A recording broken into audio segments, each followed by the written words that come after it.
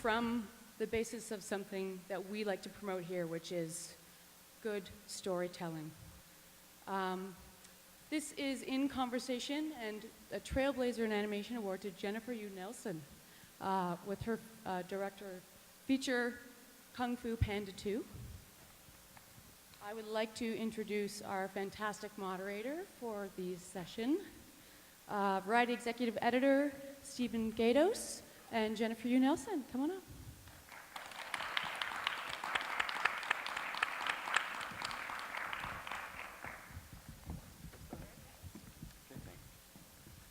Thanks so much.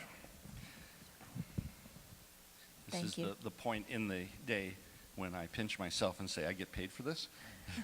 It's so much fun to just talk with Jennifer in general about the art of animation, but to be able to fulfill all this curiosity I have about this art that is kind of exploded the last, I think, 10 or 15 years in terms of, not just its importance for Hollywood as a gigantic part of the success of Hollywood and Hollywood films, but as family entertainment and storytelling and innovation and driving the 3D revolution. There's just so much to get into.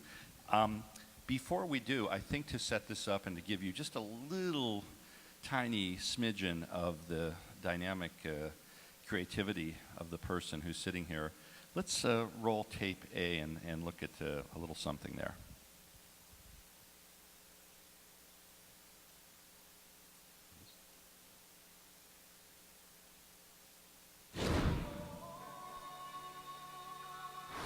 Let's get started.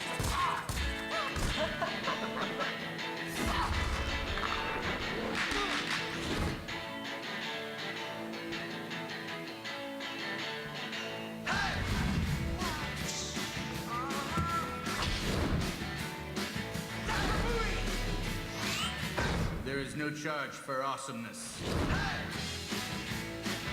Remember, Dragon Warrior, anything is possible when you have inner peace. What I like about you, you hold me tight. What I like about you, that's what I like about you. That's what I like about you. You guys, did you see that? I just was like, what? That's what I like about you. Hey!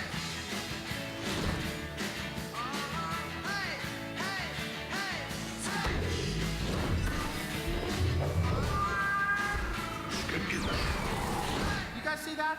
It's called being awesome. And special thanks, I don't know if he's out here somewhere. Yeah, let's give it up a little bit here. Yeah, I don't know if he's here somewhere. He must be, because he's so attentive and dedicated. Jerry Schmitz from DreamWorks Animation, who helped put that together. Where are you? Are you here, Jerry? There he is, hiding in the back. Thanks for underlining, a couple of the key points there in that setup reel. I just find this, an astonishing thing. The numbers around it are incredible, and then there's the artistic creativity. I think that's one of the reasons I like family films and I like animation, because it's like global cultural stuff and gigantic, economic impact.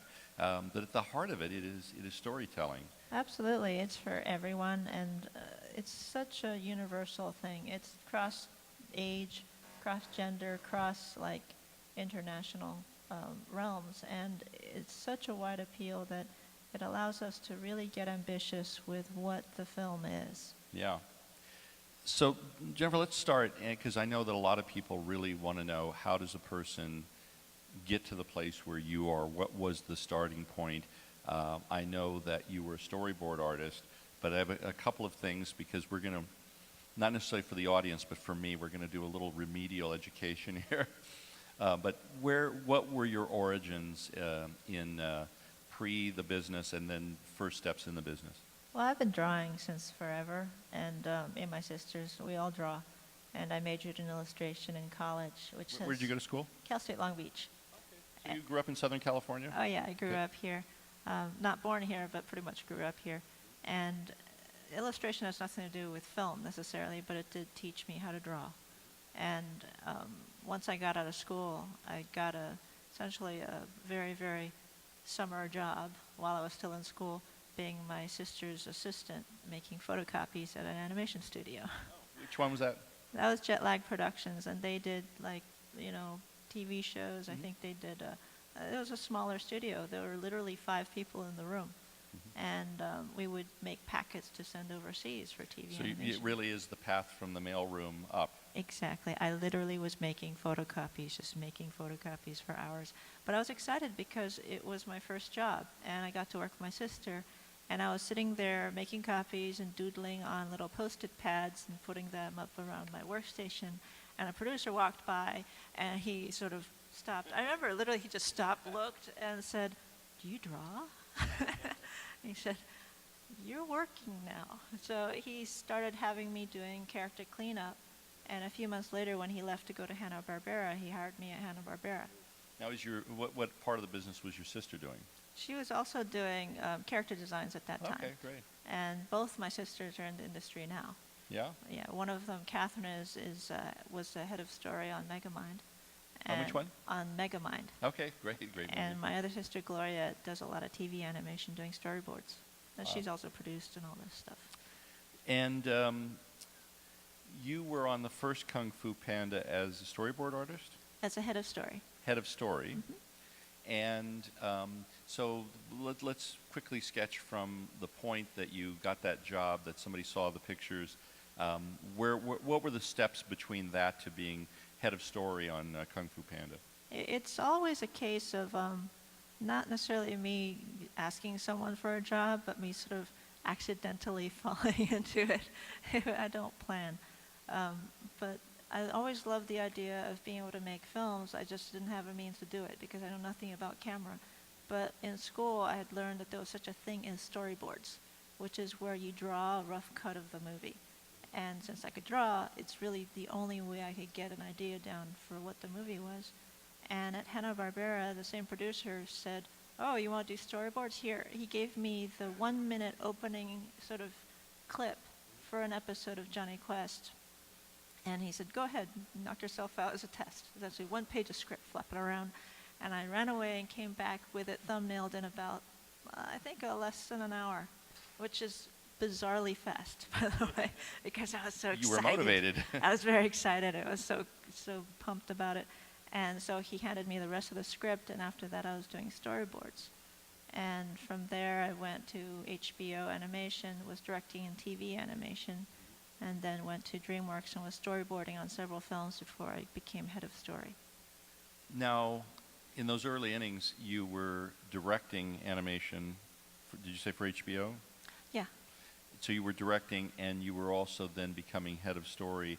Can you explain, sort of how those different roles work and what they are, kind of? It's different in TV animation because when I was directing in TV, it was for cable. It was HBO. It was Spawn, the animated series, and that's a very different genre than feature animation. But I was doing that, and in TV directing, you're basically given an episode. It's like an episode director, and you have to take it from the very beginning, from the script, and oversee that episode. And even go overseas to the animation studio that's doing it over there and work with them. And you're recording voices, you're drawing boards, you're overseeing designs, and just in charge of that episode. In feature, it's a very different animal because it's much longer and much bigger production, and many more people, and it's all done in-house. Panda 2 had 350 people all How working. many? 350 people. 350, yeah. Yeah, all working in the studio. It was a lot. Is that the DreamWorks animation facility over there by Glendale? In Glendale, yes. Yeah, great campus, by the way. Yeah, it was very pretty. Very creatively conducive place. Wow, so on an HBO series, which series was it? Spawn. Swan. On a series, so it kind of threw you into overseeing everything, the writing, the voice talent, all the technical side of it, the storyboarding, everything. Yeah. And then at what point did you start with DreamWorks? Yeah, I started in DreamWorks because I think it was Spirit. Spirit came up. And my sister Catherine was working at PDI, which is now Redwood City DreamWorks. Okay. And she had heard about Spirit coming up, and they were having trouble finding storyboard artists who could draw horses. realistic horses. It's Okay. kind of hard to do. Yeah. And since I knew how to draw horses, she said, "Oh, you should send your portfolio in." I said, "Okay." So I went there, and they hired me as a storyboard artist, and I spent about 2 years drawing horses on Spirit. Spirit would have been about 96, roughly, or I think I started there in '98. 98? Yeah. And you have worked in DreamWorks Animation ever since. I've been there for 14 years. Yeah. I can't imagine Jeffrey Katzenberg is ever going to let you go anywhere. You know? I really like working there a lot. Yeah. It's really a nice place, and Yeah. there's so many talented, wonderful people there. Yeah. I learn a lot there. And in the history of animation, you know, I have experts of variety who know this stuff better than me. But one thing I do know, in the history of animation, Jeffrey Katzenberg has to be one of the most gigantic figures because he kind of brought Disney back from the grave almost, and brought it to a heyday of some of the great works, and then created DreamWorks Animation, and Yeah. he's the gigantic cheerleader, advocate, pioneer of 3D. He is such a cheerleader for just animation. And I mean, animation, He's yeah. one of those guys that you don't have to talk him into making animated film. That's Yeah. what he wants to do, That's what he and wants. he drives it with such passion. It's really great. It's really neat. You know, I would love to try to go back just a second to talk about the process for a minute. I was kind of chuckling to myself, by the way, when you said that it's hard to draw horses. For most of us, it's hard to draw anything. So it's funny that you, in your mind, you know, well, horses are tough. It's all tough. Yeah. Now, in terms of the process and the starting point, can you kind of take people sort of through the points, and maybe what we'll do after we talk just for a minute about the basic process, maybe we'll start with that other clip after we Okay. talk. So is the starting point a script? The starting point is basically 4 or 5 people sitting in a room with a whiteboard, Yeah. and that's where we work out the outline for the script. And Were you one of those people on the first Kung Fu Panda? very, very beginning, no. I came on when we had a script on the first one. Okay. We had a very early script. It changed a lot during the phases So of it. the very starting point, we'll go to Kung Fu Panda 2. You're one of the people 5 people in a room with a whiteboard. in a whiteboard. It'll be me, the producer, Melissa Cobb, the head of story, Phil Craven, the 2 writers, John and Glenn, and we just sit there and figure out what kind of movie we want to tell. Mhm. And in the case of Kung Fu Panda 2, in talking around the room a little bit, the idea came up of the big question that everybody had of why is Poe's dad a goose? Why is what? Why is Poe's dad a goose? Why is a panda bear's dad a goose? We got asked that by everyone from like 5-year-olds to full-on reporters everywhere we went. And that creates the beginnings of a story, the emotional core. And from there we go into a script, and the script we carry through to storyboards. That was my specialization. We do a rough cut of the entire movie, and that helps us hone what the movie is about. So you create a script. You all feel like you like it. It's probably going to change a bit. Yeah, it's but- going to change a lot A in lot, animation. okay. But you like it, and Yeah. then you make the entire film on storyboards. Entire film, and Wow. basically the entire thing. And we tend to do rather elaborate storyboards on Panda because it's such a complicated choreographically. Yeah. And it's like still images, it's like stepping forward through the whole movie, and we do that, and simultaneously we're designing the entire world and all the characters, and those are done by the art department. Nico Marley also designed all the characters for the first film, and he will design on these beautiful little parchment pages little images of the characters, and then we take it through and model them in 3D, figure out how to make them move. This entire set has to be built physically. Even though it's not real in the computer, it is a 3-dimensional reality. Yeah. We have to build all this stuff. You're creating a virtual Right. universe in the computer. Good point to look at this first clip, which we're calling The Making of Shen.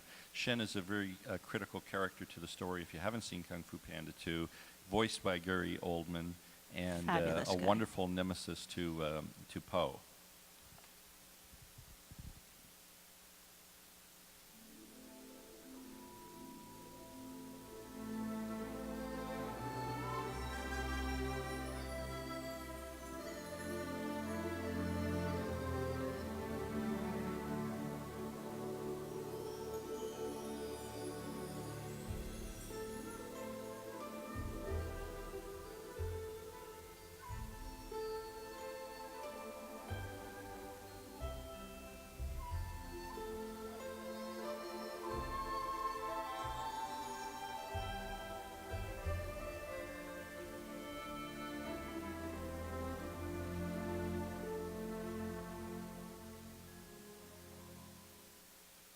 to see?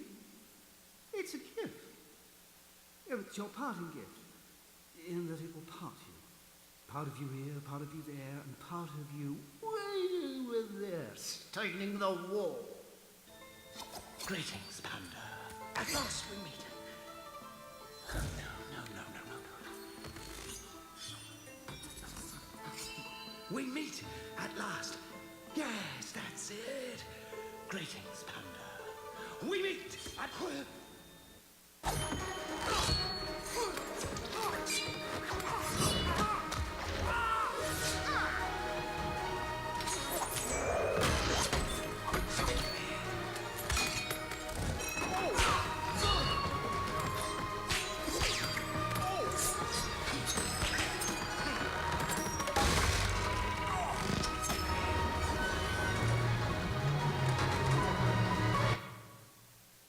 Fantastic. Great. Now, a couple of those terms that I read and hear all the time, and again, because I'm not immersed in animation, can you explain the term like modeling and rigging in a little bit more Modeling and detail? rigging. Because people think in animation that it's, they may think more of the old ways where it's flat and it's a simple thing. No, this is a real creature. And so in modeling, we have to create the creature in 3D. We have to make this thing physically exist in the computer world, and it'll be wireframed and figured out, textured, colored, and everything. In rigging, as you saw in that sort of rainbow clip with the tail, that's where all the sort of like the skeleton of the creature is put together, so that when the animators get it, they can make the arms move, they can make those feathers move. The tail itself on Shen is an entire character as far as complexity. We're going to jump into another clip, and I know that in talking with you and Jerry yesterday, a couple of statistics, if you try to think about working on a computer and working in animation, how many months, how long was the process of creating Kung Fu Panda 2? It took 3 years end to end. Shen himself, we had to animate him towards the end because he took a full year to rig. A year to rig one character in an animated feature, and is made up of 7,000 feathers. Yes. And 200 types of molts from the feathers. He is as complicated as animating at least 3, maybe 5 characters all at the same time. Is there something, because you won a big award for being the head of story for Kung Fu Panda, was there anything in Kung Fu Panda even remotely as complex as this? No, but we built a lot off of that. This is literally the next step. For instance, Shen's tail is based off the tail design that we used on the first one, Tigress's tail, to be specific. There are 5 Tigress's tails in this as a sort of base structure of Shen's tail that has been amplified into making a tail. It's fascinating. Let's look at the clip 2, the final look of Lord Shen.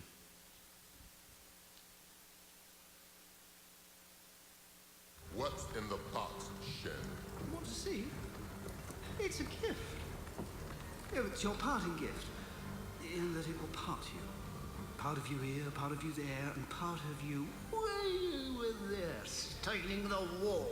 You insolent fool!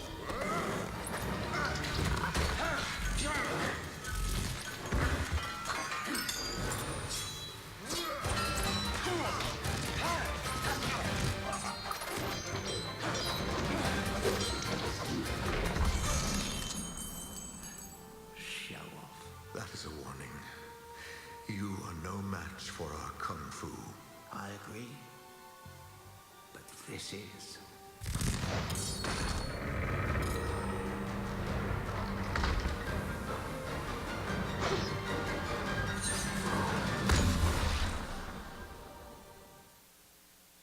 Fantastic. So exciting.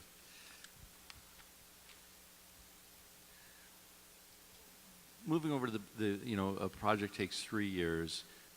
Virtually every major animated feature that's released is a studio bet of monumental proportions. The production budget and the marketing budget.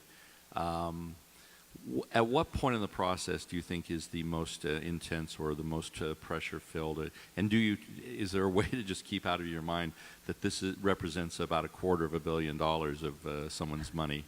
I gotta say, I'm very insulated from the money, which is wonderful.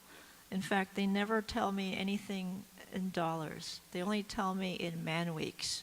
They actually call it man weeks. They said, well, this explosion could take 30 man weeks just for that one explosion. If you have that, we won't get the movie done.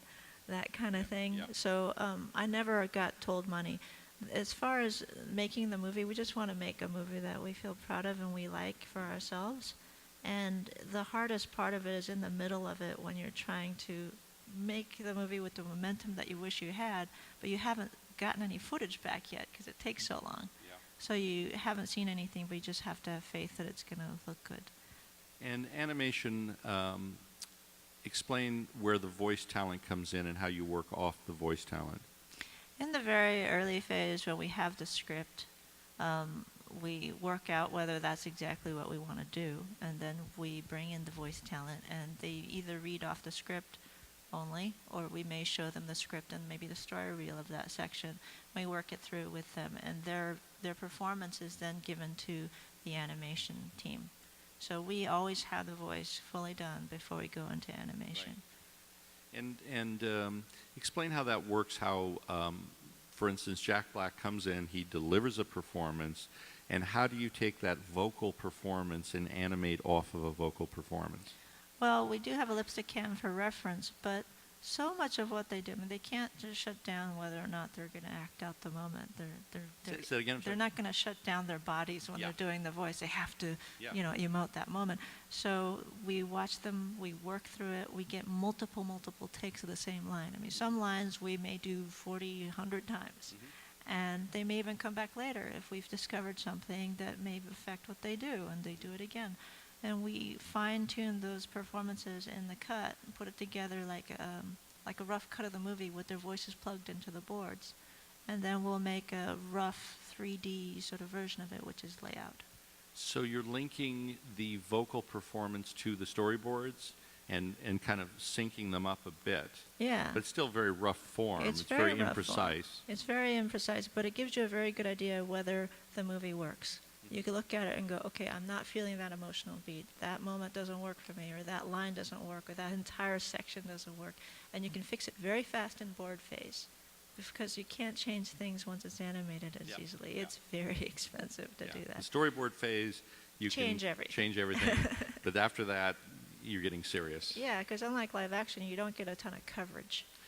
And it's funny, again, I feel like such a novice in talking about this, but I hadn't really thought about the performances of the actors in a visual sense. I always, you see clips on the making of, and you see the actor kind of gesticulating, but you actually do have some material in their physical do. performance to work with. You do. I mean, part of Shen that was really cool was because Gary Oldman is such an intense, he's like, I was looking at him through the glass when he was doing the moments, and he would perform to me. And to see those eyes stare at you in the moments where Shen gets homicidal, my hairs would stand up. I go, that works. Let's use that one. But he was great because those moments where his eyes are just so steely, but also so damaged and broken. We would look at the lipstick cam for those moments, and the animators would cue off that. And there is moments where Shen, when he's looking at the camera, and those eyes, we're really trying to get that intensity and that predatorial quality. Well, we're going to look at the storyboard pass of Poe finding out the truth, and I think we should roll right into the final version of the same sequence. So Okay. this will be the last of the clips. We'll look at the storyboarding, which we were watching yesterday. I was so moved at the storyboard phase. It's kind of interesting. Let's see.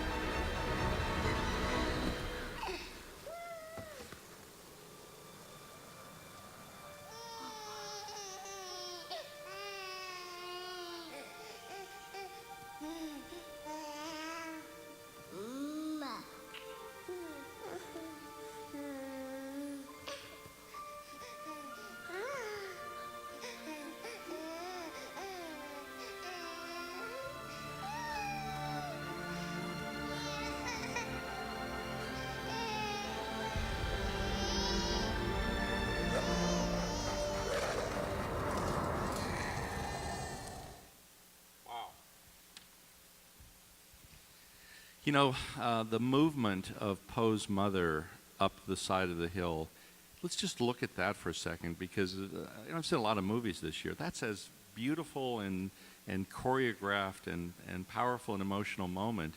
What goes into figuring out how to take that from a storyboard moment where you have the idea and the emotion into technically delivering it in a final product? Well, in that particular shot, that moment you're talking about was animated by Dan Wagner, our head of animation, and he's one of the best animators in the industry. I mean, he can have just the most emotion come out in his animation.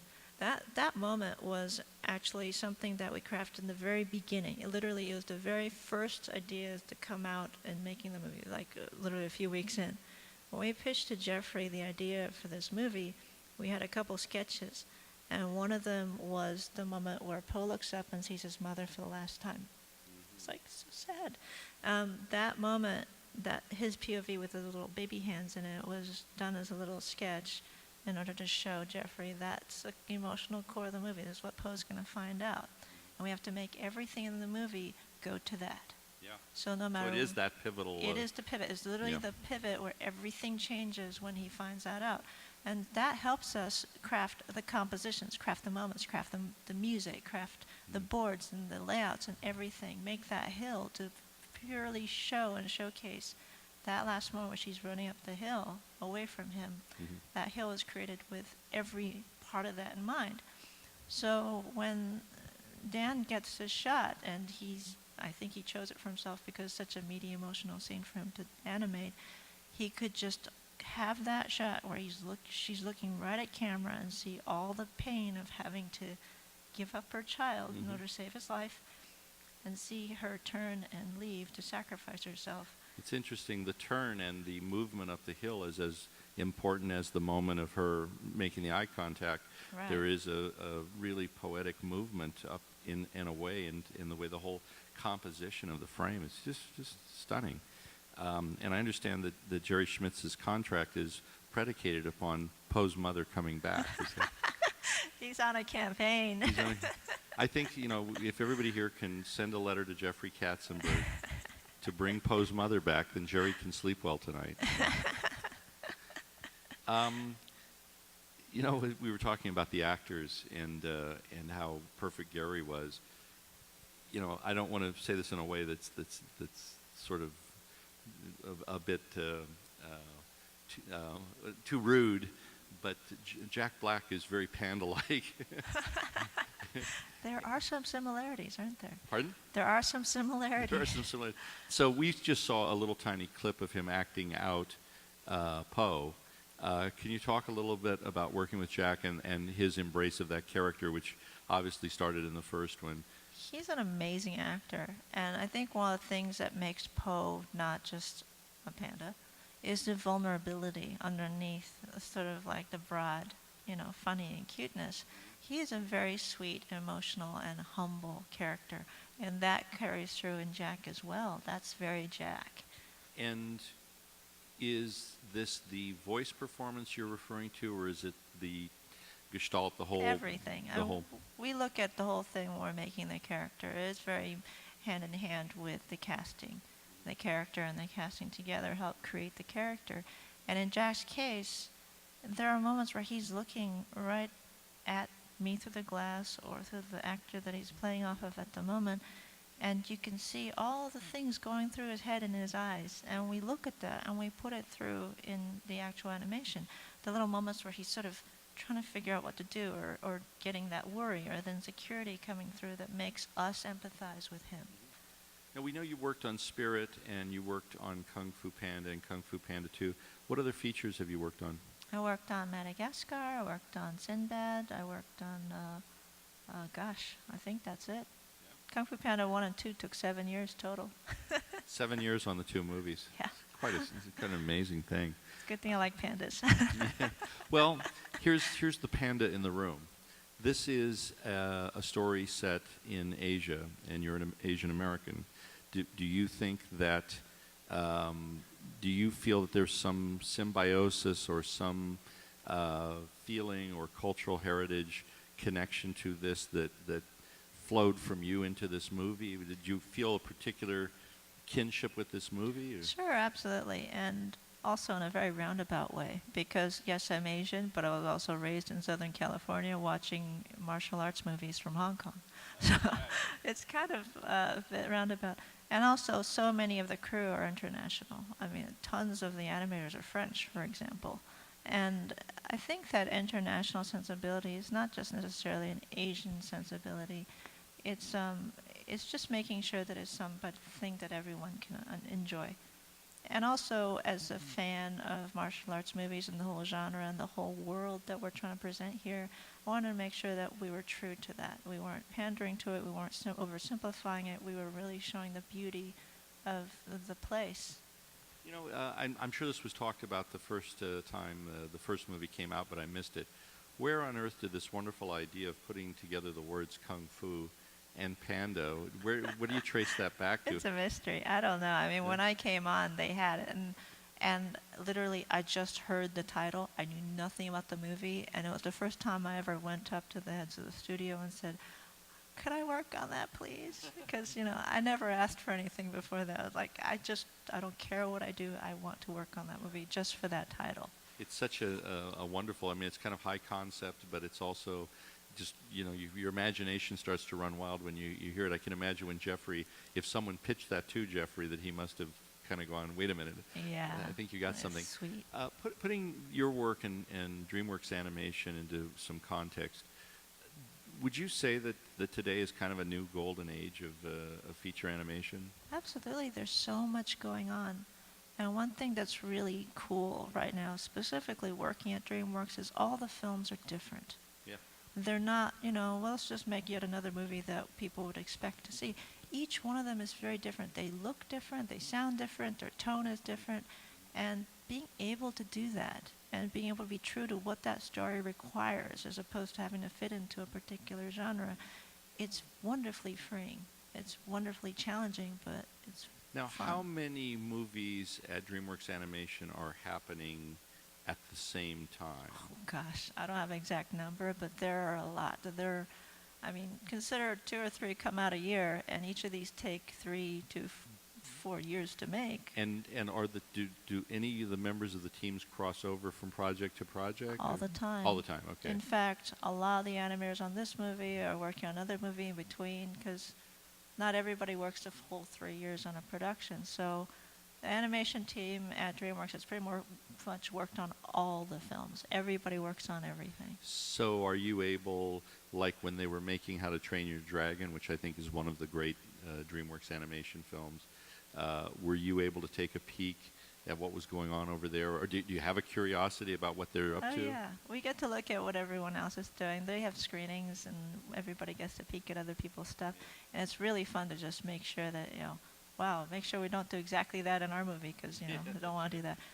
But it's really fun. It's very, very exciting to see the Yeah. different kind of things coming out. Now, I've had the good fortune to go over to the place, and thank you, over to DreamWorks Animation, and you walk onto the campus, and you think, this is the kind of place I'd love to work, because you can feel it in the air. There is a convivial sense. It is a campus in the sense that it feels like everyone is learning and working together. It's an incredibly creative space that they've created there. Yeah, and they have classes, and it's really cool that people can stay there for long periods of time and learn off each other, and there's a great vibe there. Yeah. Let's talk just a little bit. I'm not sure. I see people moving about. I want to see how we're doing on time. 3D, I mean, that's just like now we're moving to a different kind of chess. We were playing regular chess, and now we're playing a different game. How would you describe your involvement in it, immersion in it, and what it represents as a technical opportunity and challenge? I think it's great because it's just another layer and tool to use for storytelling. In our case particularly, we have a martial arts action movie set in ancient China with these gigantic sets. To not do it in 3D would be a waste. Yeah. And it really helps you feel like you're there when they're doing a lot of these crazy things. And it's not necessarily, a gimmick if it's used well. Yeah. It has to be used well, just like everything else. 3D animation was a gimmick in the beginning. Mm-hmm. but it became an insanely beautiful filmmaking tool. It's how it's done.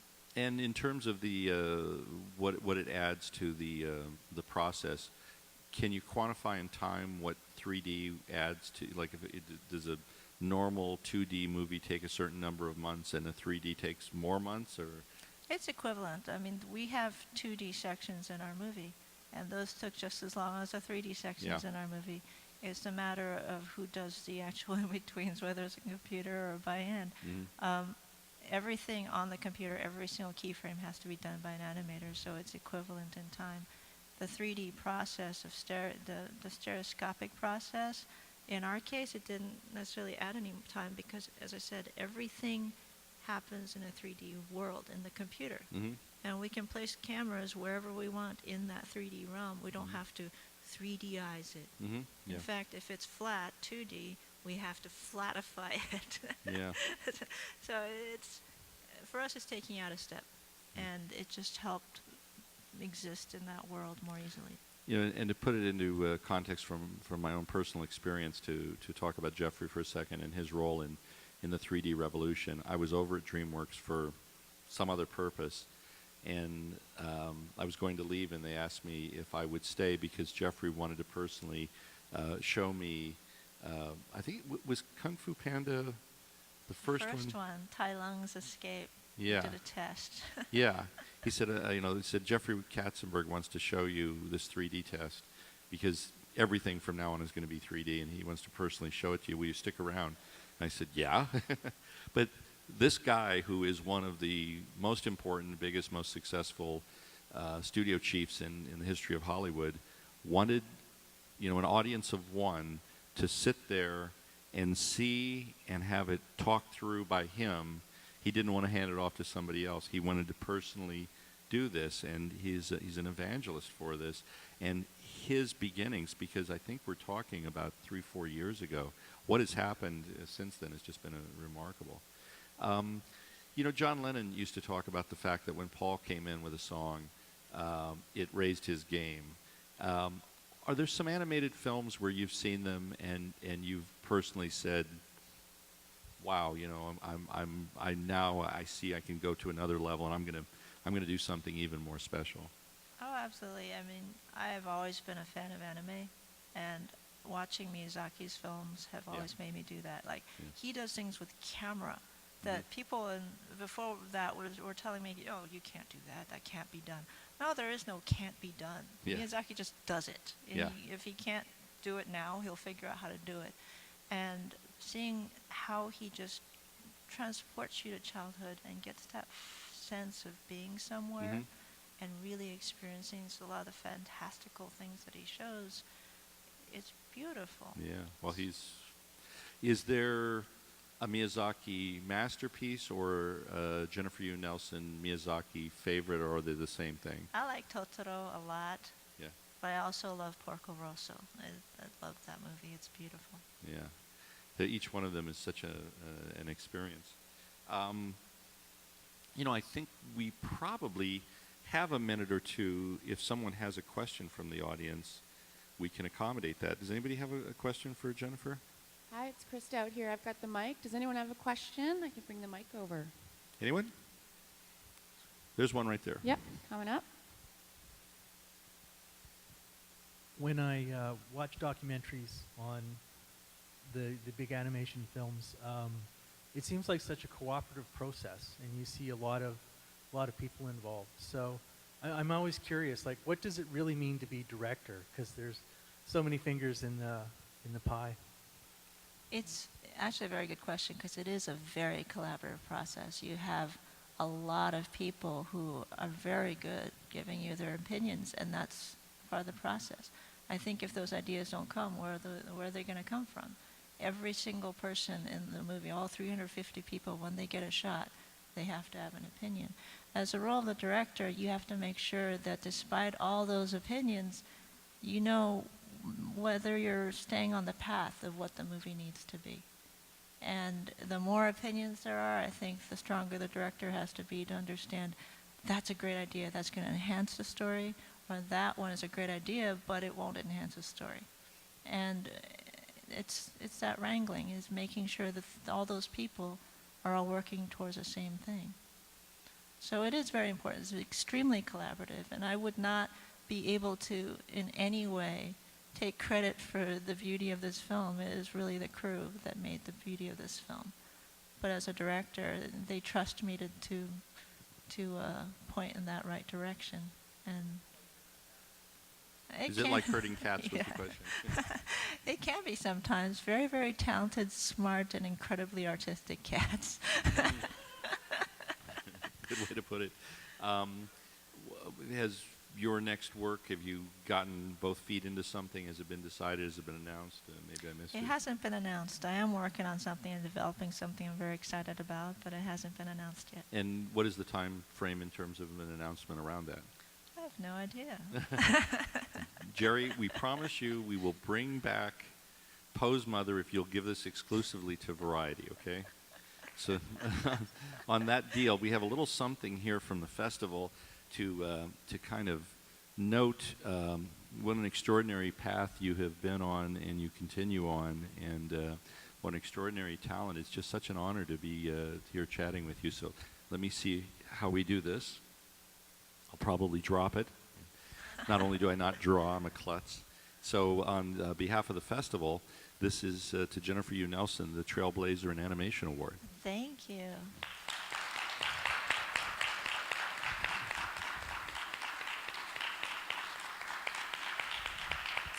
It's an absolute honor. Thank you so much. Although I feel like I'm being called a trailblazer for eating ice cream. It was really fun, and I didn't necessarily think of it as being in any way groundbreaking in any way.